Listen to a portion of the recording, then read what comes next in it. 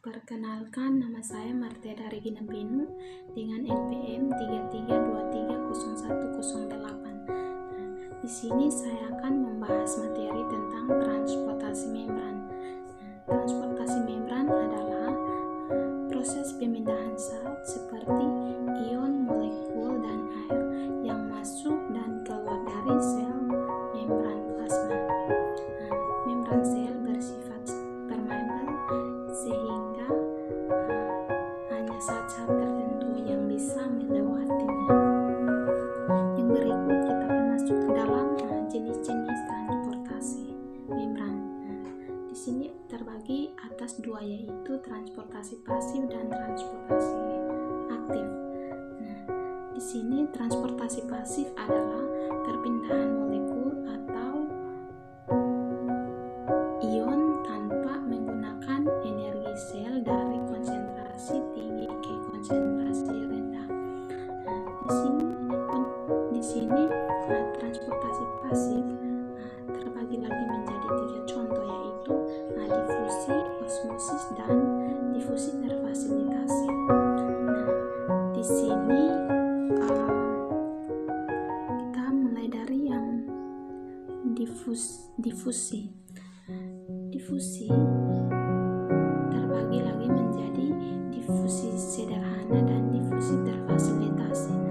Difusi adalah perpindahan zat terlarut dari konsentrasi tinggi ke konsentrasi rendah. Macam-macam difusi seperti yang ada difusi sederhana dan difusi terfasilitasi. Difusi sederhana itu terjadi tanpa perantara atau bantuan membran. Contohnya, kita menuangkan tinta ke dalam air, maka tinta itu akan menyebar sehingga terjadi difusi. Itu adalah salah satu contoh difusi. Difusi terfasilitasi itu berlangsung dengan bantuan protein, yaitu saluran protein dan protein pembawa, atau yang disebut dengan protein karier. Di sini kita akan masuk dalam osmosis.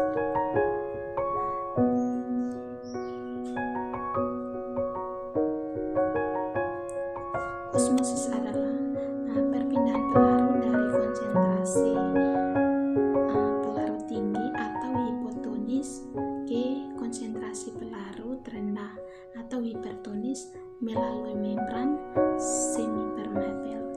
Contohnya perpindahan osmosis dari encer ke pekata. Di sini ada juga beberapa contoh, yang ada juga beberapa faktor yang mempengaruhi difusi. Di sini yang pertama itu suhu, yang kedua itu konsentrasi zat, yang ketiga itu ukuran molekul, yang berikut itu wujud zat.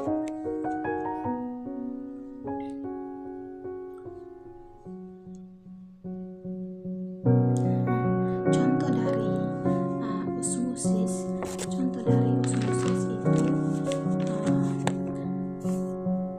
dalam osmosis dalam kehidupan kita sehari-hari itu contohnya itu penyerapan air ke dalam penyerapan air oleh tumbuhan.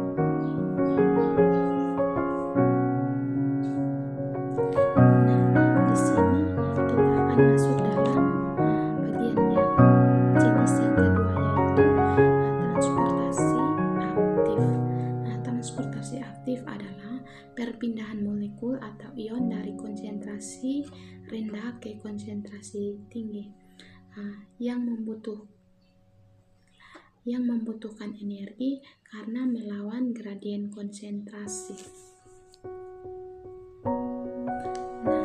Di sini contoh dari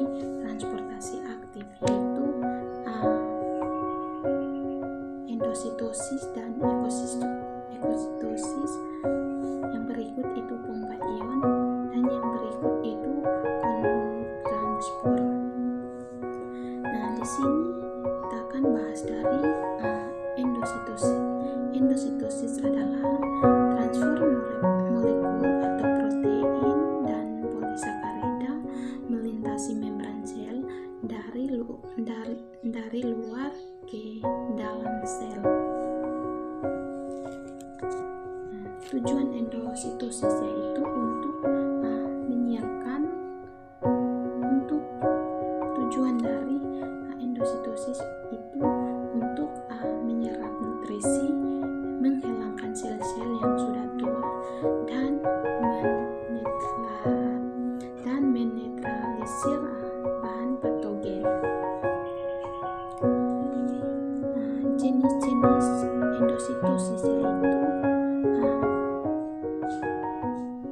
Jenis-jenis endositosis yaitu fagositosis, pinositosis, dan endositosis.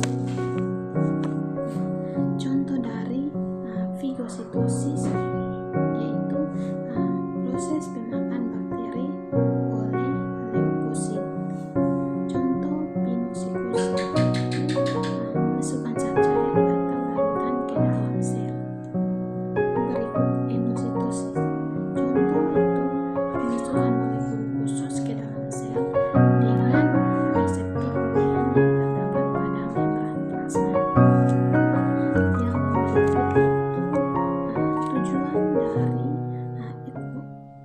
eksositosis yaitu menyalurkan racun atau limbah. Yang berikut itu memfasilitasi komunikasi seluler. Yang ketiga itu memfasilitasi pengembangan sinyal dan migrasi membran sel. Yang berikut itu pompa ion. Pompa ion adalah transport ion molekul melalui membran dengan cara melakukan pertukaran ion di luar sel.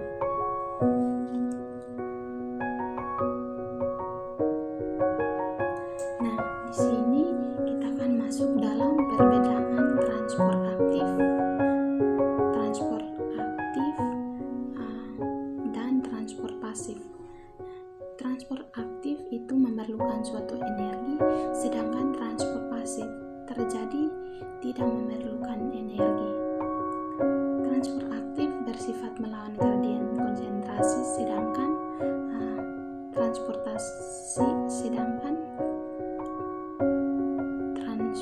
pasif hanya diam, tidak melawan gradien konsentrasi. Transport aktif terdiri dari melalui endositosis dan eksositosis, sedangkan transport pasif itu terdiri dari difusi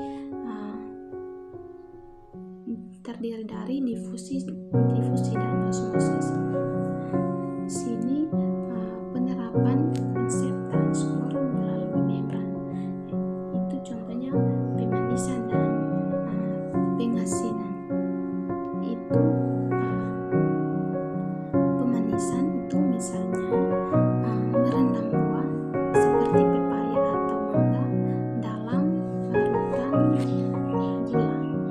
Yang berikut itu konsepnya. Larutan gula memiliki konsentrasi zat terlarut atau gula lebih tinggi dibandingkan cairan dalam buah. Yang berikut itu proses. Air dan buah keluar melalui membran sel atau osmosis, sementara gula dari larutan masuk ke dalam buah. Hasilnya itu buah menjadi lebih manis dan agak kering atau layu karena kehilangan air. Yang berikut itu pengasinan, misalnya mengawetkan ikan dengan garam.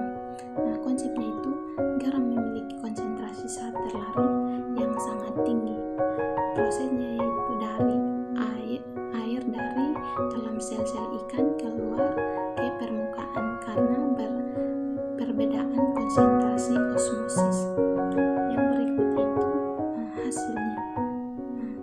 Ikan kehilangan menjadi kering, dan kondisi ini mencegah pertumbuhan mikroorganisme penyebab pembusukan.